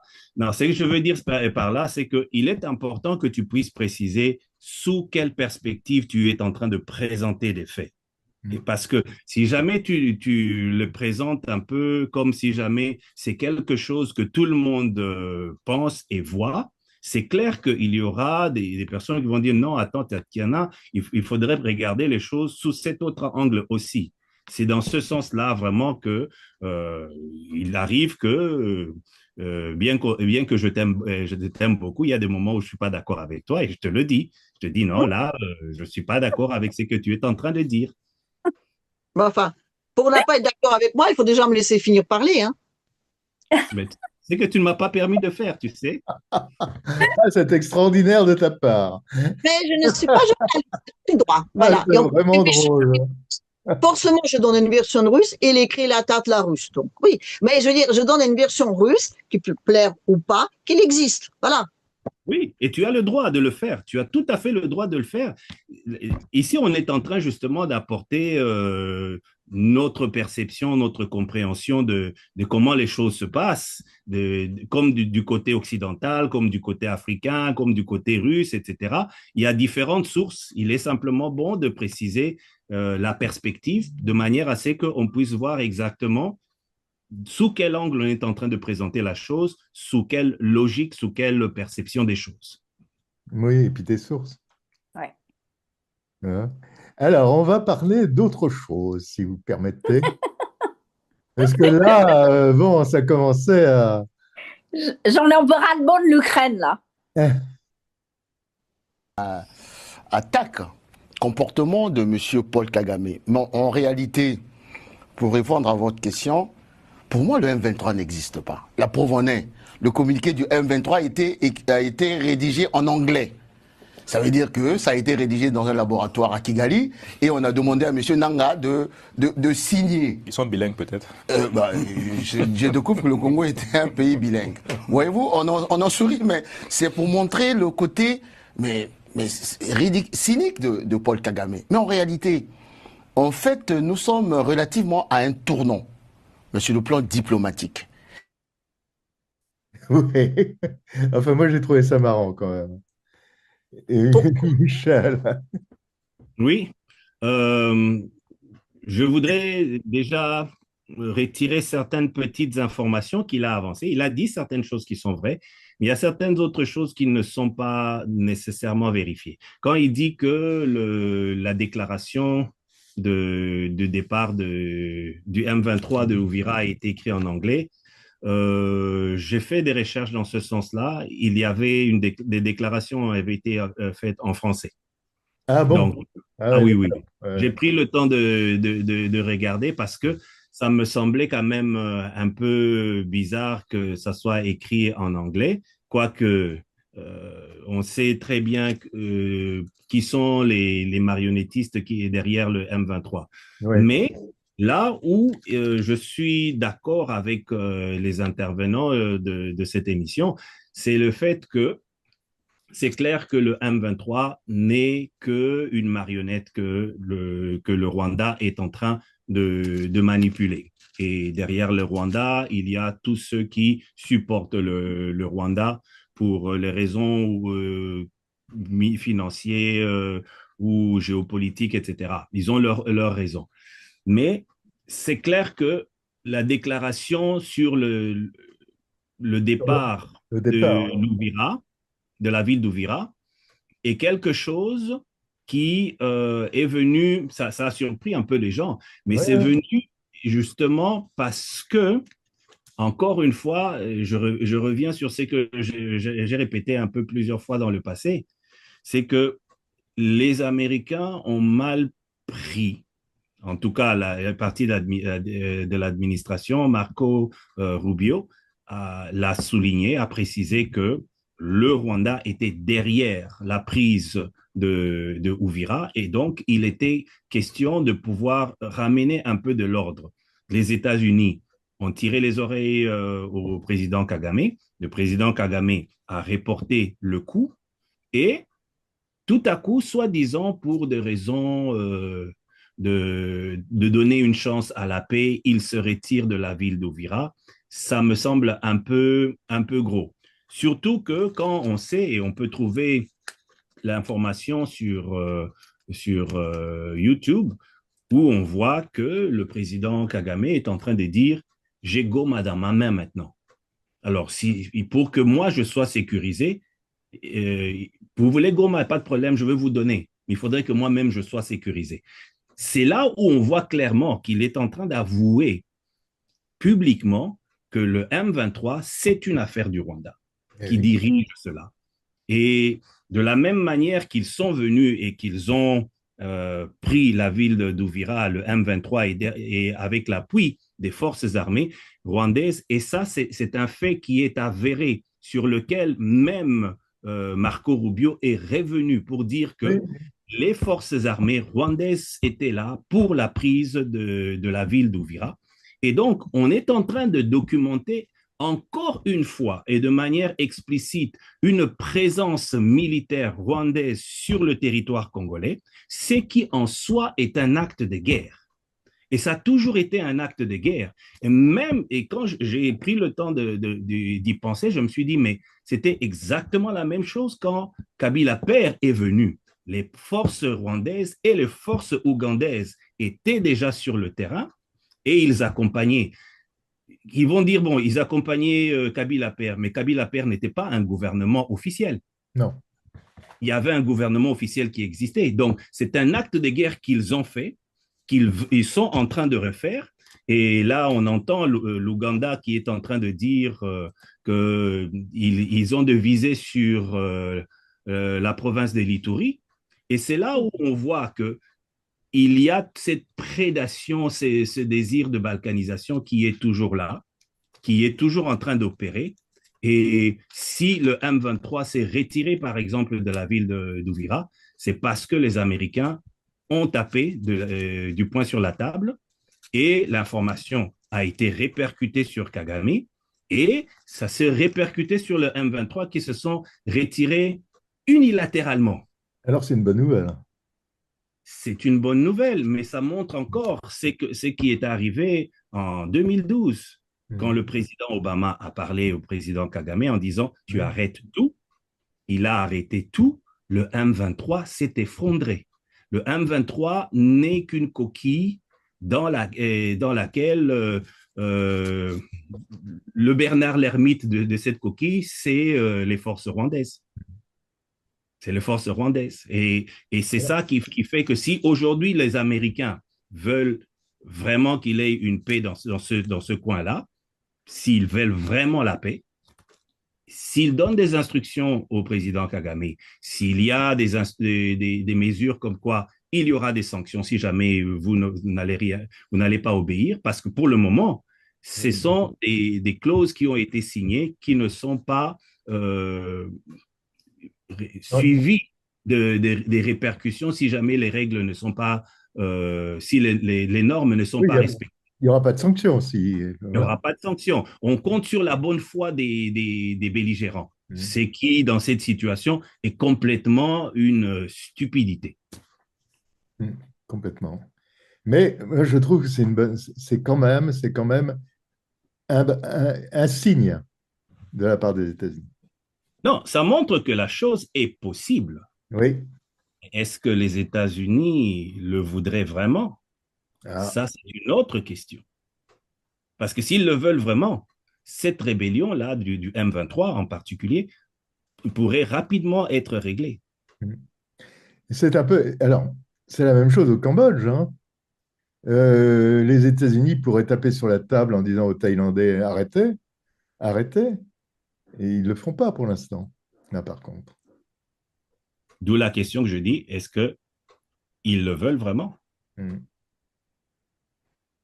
Parce que là où ils veulent, les choses se décantent rapidement. Oui, mais Philippe, s'il vous plaît, le Cambodge, il ne tape pas le poing sur la table parce qu'il y a la Chine. Tandis que RDC, RDC, la Chine est loin. Non, mais attends, à mon avis, c'est une question plutôt... c'est au niveau de la Thaïlande que c'est. Bah oui, mais la Chine est juste à côté. Non, mais il y a un niveau. C'est un truc électoral, en fait. C'est pour l'élection du premier ministre qui est en train d'avoir des problèmes. C'est ça. en Thaïlande. Moi, je crois que c'est plutôt la Chine qui joue dessus. Oui, au Cambodge, mais oui, mais enfin, tu sais, les Thaïlandais, là, ils ont aussi des accords avec les Chinois, hein. Mais peut-être pas autant que les Cambodgiens. Non, pas autant, oui, bien sûr. Voilà. Donc, tandis que RDC, les Américains, ils ne font rien, ils attendent encore un peu. Et puis, ni la Russie ni la Chine ne sont pas très, très mainmises dedans. Ben, si. Et les Chinois sont en RDC. Ils sont en train Oui, d'exploiter. ils sont là, c'est juste pour le commerce et pour les terres rares pour le moment, mais ils sont loin. Ils sont 10 000 kilomètres. Non, ils sont très, très présents sur le terrain. Ils ne sont pas à 10 000 kilomètres, ils sont bien là. Oui, oui, oui. Et en plus, il y a une mine qui a été attaquée par le M23, je crois, qui est chinoise, avec des Exact, Chinois. Ouais, exact. ouais. Bon, bah écoutez, je vous remercie. Alors, pour nos agriculteurs chéris, qu'est-ce qu'on dit? Bah, je leur souhaite bon courage, hein. Ouais. On Il faut les dit que soutenir, hein. et ils continuent dans les mêmes lignées, comme quoi, je veux dire, ils sont toujours persuadés que la Russie va perdre d'une certaine façon, parce qu'ils continuent toujours, on va dire, d'une façon très méthodique, point par point, de détruire les pays, les nations et leur souveraineté. La France a perdu toute sa souveraineté. La dernière qui lui reste en date, c'est la souveraineté, on va dire, de question de nourriture. L'abattage de vaches, les vaches sont abattues. Vous allez faire quoi après? Je veux Non, dire, on détruit tout. Donc, si on continue à Tatiana, continuer dans ce sens, l'abattage des vaches, là, cet abattage-là, c'était simplement parce qu'il y avait des problèmes sanitaires. C'est pas de l'abattage des vaches comme ça. oui, oui. Mais Et je me il y a eu rappelle très bien ça. que le virus, il ne se prenait que aux gens qui étaient debout et pas à ceux qui étaient assis. Et qu'il était indispensable de faire les documents signés par nous-mêmes, comme quoi on sortait pour acheter une baguette de pain. C'est toujours comme ça. On ne pense que c'est juste ça, juste ça, juste ça. On s'est fait grignoter tout, petit bout par petit bout par petit bout. Et comme une petite grenouille dans le chaud dont on monte la température, on dit, oui, ben c'est rien, c'est juste un petit degré. Continue à croire à ça. Écoutez, les C'est amis, juste un moi, problème de santé. Ouais. écoutez, les amis, je suis avec les agriculteurs parce que On c'est n'entend eux pas qui ce que tu nous dis. On t'entend pas, si. nourrissent. Je pose seulement une question là. Hein. Maintenant, il y a une vache qui est contaminée. Une vache qui est contaminée, on va abattre tout le troupe et on va manger la viande ici. Hein. Non. Il y a une ou 1000 qui sont contaminés. On n'est pas sûr. Non, mais Non, Philippe, il faut arrêter. effectivement, ils ont abattu plusieurs vaches alors qu'il y avait juste un cas avéré. Et dans certaines situations, il y a même les résultats des examens de dépistage pour les autres n'étaient pas encore finalisés qu'ils avaient pris cette décision de manière préventive. Ça fait que les intérêts des agriculteurs français n'est pas et européens. Ils sont d'ailleurs aujourd'hui, j'ai cru voir qu'ils étaient à Bruxelles en train de protester contre justement le traité Ouais. qui devrait être ou pas signé aujourd'hui. Mais clairement, l'Union européenne, encore une fois, est en train de faire une manifestation évidente du peu d'intérêt qu'ils ont pour les citoyens des États membres. Ils prennent des décisions sans nécessairement tenir compte des intérêts des citoyens de ces États membres. Et là, par exemple, on parle des agriculteurs. Ils imposent à l'agriculture européenne de suivre certaines normes et ils vont signer des accords avec des pays qui ne suivent pas ces normes et qui vont Voilà. donc la viande, le bétail et autres produits à partir des normes qui ne sont pas des normes européennes. Mais on demande Voilà. Mais pas seulement des normes brésiliennes ou autres, regarde, les œufs, les poulets, Oui, etc., oui. ils viennent d'Ukraine. Exact. Encore Oui, une fois, voilà. Donc, C'est pour ça qu'il ne rentrera jamais dans l'Union européenne. oh, il va entrer dans l'Union européenne. Moi, je C'est crois que pour non, longtemps qu'il ne non, l'entrera pas. non, Michel. Non, non. J'espère pour vous. J'espère pour vous parce que les trois mousquetaires sont en train de les pousser là. Oui, parce que ça permettrait de... Non, non, non, non, non, non. Vous savez Michel, pourquoi, sois vous certain, savez ils vont pourquoi- pas vous savez rentrer. pourquoi ils veulent qu'elle rentre, l'Ukraine? Parce que du coup, si l'Ukraine elle fait partie de l'Union européenne, ça oblige de fait l'Union européenne de participer à ces négociations. C'est la seule raison. Même les Polonais, ils n'en veulent pas. Personne n'en veut, c'est ça qui est dingue. On doit bien le Mais refiler c'est à ça. quelqu'un, personne n'en veut. Enfin, C'est ça justement la situation ici. C'est que l'Union européenne impose des normes que les gens ont du mal à suivre, mais ils préfèrent valoriser, privilégier des pays et des zones qui n'ont pas les mêmes normes en leur disant, écoutez, on va prendre de vos produits qui ne sont pas acceptés selon nos standards à nous, mais on va les prendre quand même.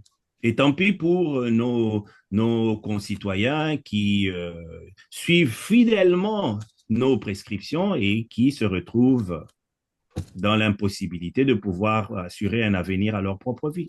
Oui, et puis par exemple, l'Union européenne fait des conneries énormes. Regarde des véhicules électriques, des voitures électriques. Ils sont revenus sur leur décision parce que Qu'est-ce qu'ils ont dit? Eh ben, ils ont tout simplement dit, parce que normalement, les véhicules électriques allaient être interdits dans je ne sais combien de temps. Je crois que c'était en 35. Ils devaient en 2035. 35, oui, oui. combustible. Et ils sont revenus sur leur décision, parce qu'ils ont vu que la Chine arrivait, et puis hop, avec les voitures électriques, et ça pénalisait complètement, évidemment, les constructeurs européens. Philippe, vous avez tout à fait raison que l'Union européenne fait des normes pour empêcher les gens de gagner l'argent. Je vous raconte juste une petite histoire. Je connais une personne qui fabrique le vodka en Pologne. Hein. Le vodka en Pologne, c'est le produit phare. Vous êtes d'accord avec moi? Alors, il m'a dit, écoute bien, je préfère vendre le vodka aux Vietnamiens et tous ceux qui ne sont pas dans le 27. Parce qu'avec les 27, il n'a que des ennuis avec les papiers. En dehors de vendre de sa bouteille de vodka, il doit payer une boîte, carrément, pour faire les papiers. Hein? Parce que c'est dans le 27. Il y a des règlements. C'est-à-dire que si la France ou les Belges qui achètent le vodka polonaise, qu'ils ont beaucoup de problèmes que s'ils le vendent aux Vietnamiens. Donc, il a dit qu'il en a ras-le-bol jusque-là à l'Europe. Voilà. Je peux dire juste une petite réflexion par rapport au poulet ukrainien. Oui. J'ai écouté un interview, enfin je suis le compte de M. Azarov, qui était le premier ministre à l'époque de Yanukovych. Et il racontait justement où l'hésitation était, est-ce que l'Ukraine, elle va donc plutôt rentrer de côté de l'Europe ou est-ce qu'elle va plutôt rester de côté de la Russie? Et donc, il voulait d'être, on va dire, démocratique. Il allait vers l'Europe. Et l'Europe, voilà. Donc, elle leur ouvrait leur marché. Et mais pour rentrer sur ce marché-là, il avait besoin d'être aux normes. Donc, les Ukrainiens ont demandé un prêt, un investissement qui était, déjà à l'époque, je crois qu'au début, c'était 20 milliards d'euros. Puis, ils sont descendus à 8 milliards. Donc, ils ont demandé un prêt pour avoir, donc, pour pouvoir investir dans leur économie, pour être aux normes européennes, pour pouvoir vendre leurs produits en Europe. 8 milliards. Ils n'ont pas eu ce prêt. Ils n'ont pas eu ce prêt pour de tas de raisons, mais ils ne l'ont pas eu. Donc, du coup, ils n'ont pas pu être aux normes européennes pour pouvoir pénétrer sur ce marché. Sauf que l'Union européenne continue de leur acheter leurs produits. Mais étant donné qu'ils ne sont pas aux normes, elle les achète beaucoup, beaucoup, beaucoup moins cher. Ça veut dire que l'Ukraine aujourd'hui, qui espérait de vendre ces produits-là au prix, on va dire, qui sont, on va dire, européens, ne peut pas les vendre, donc il les vend moins cher que ce qu'il les vendait déjà en Russie, donc il est obligé de baisser ses tarifs et de faire vraiment une production, on va dire, à la chaîne, parce qu'elle ne peut pas rentrer officiellement sur le marché européen. En même temps, on l'a privé de gaz et de l'énergie qui venaient de la Russie, sous prétexte que tu peux pas avoir les deux. Donc là-dedans, il disait, là, on voit très bien comme l'Europe, elle est tout à fait capable de dépenser des milliards et des milliards dans une guerre, mais à l'époque de la paix, où la question était justement, est-ce que l'Ukraine va plutôt basculer de côté de l'Europe ou de côté de la Russie, ils n'ont pas pu lui prêter 8 milliards pour les mettre aux normes. Ils achètent ces produits, mais sacrément moins cher, parce que c'est pas aux normes. Donc, l'hypocrisie là-dedans, elle est plus que totale. Bon. C'est pour ça, justement, je pense que si jamais les nations européennes veulent vraiment assurer les intérêts de leur population, ils devraient recouvrir leur autonomie. Parce que pour le moment, ils sont sous le diktat de l'Union européenne et ce que l'Union européenne décide, ils le subissent. C'est pas qu'ils aient voté, c'est pas qu'ils aient choisi, ils subissent cela. Et continuer à rester sous cette égide-là, ça va continuer toujours à créer des problèmes. Aujourd'hui, on va parler des agriculteurs, demain, on va parler d'autre chose, on va parler de l'industrie, après-demain, on va parler de la technologie. Il y aura toujours quelque chose qui va venir et on dirait que l'Union européenne se prend un réel plaisir à prendre des décisions qui sont très mauvaises pour les citoyens de la communauté européenne. Pas pour tous les citoyens. Oui, Michel, c'est pour ça ils ont peur de faire le référendum. Ils ont peur. Mais pas pour tous les citoyens de la communauté européenne. Regarde, les Allemands sont très contents de ce qui se passe. Tu crois ça, réellement? Une partie des Allemands. Une partie des Allemands. Une partie, enfin, en tout cas, l'industrie allemande se dit que finalement, par exemple avec le Mercosur, ils vont faire du business. Voilà. Mais est-ce que l'agriculture allemande est d'accord? Non. Oui. Oui, bien sûr. Non, je suis d'accord avec toi. Non, je suis entièrement d'accord avec toi. Ça dépend des secteurs. Oui, ça dépend du secteur. Voilà. Le Fiat, je veux dire, qui était obligé de licencier pour les premières fois de son existence, je ne crois pas que les ouvriers diront la même chose. L'industrie allemande, aujourd'hui, elle est en chute brutale. Non, mais attends. De quoi tu parles, là? Les Allemands sont... Tatiana, moi, je te parle de l'Allemagne actuellement.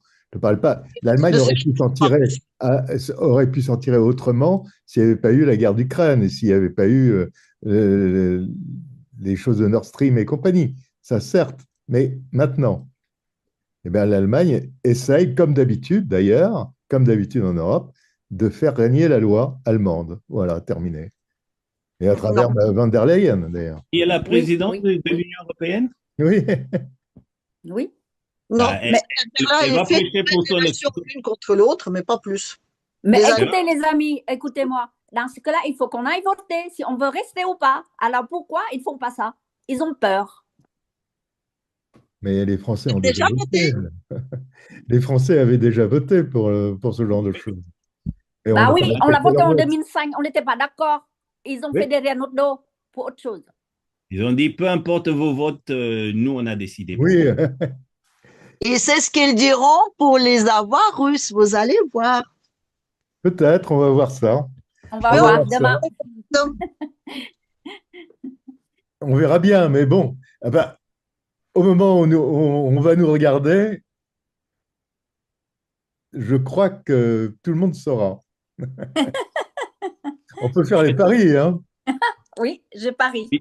Philippe? Alors, qui parie pour les avoirs? Moi, je parie qu'ils ne vont pas le faire. Ah, moi j'ai l'impression aussi, je suis un peu comme toi. Et vous deux? Et là? Et Michel? Ils vont pas faire quoi? Ils ne vont pas voler aujourd'hui. Ouais, ils vont pas voler les avoirs, à mon avis. Disons ils vont essayer de mettre en place des structures. Ça prendra le temps. Mhm. Mais c'est dans leur intérêt, entre guillemets, Hmm. que ces avoirs-là restent sous leur gestion et sous leur distribution. C'est-à-dire qu'ils vont nous enfumer, c'est ça?